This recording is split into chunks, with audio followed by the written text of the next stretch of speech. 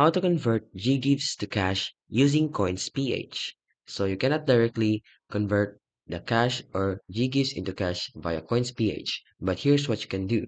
So first thing you want to do is convert the GGives into GLoan. So use GGives when paying off or using GLoan, like for Shopee orders, GLoan repayments, and much more. Then you want to transfer the GLoan credit to GCash.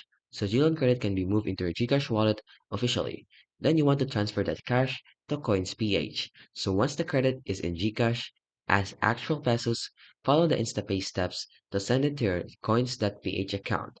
Then you can also just directly cash out the GCash wallet instead of just transferring it to Coins.ph, but this is an option right here.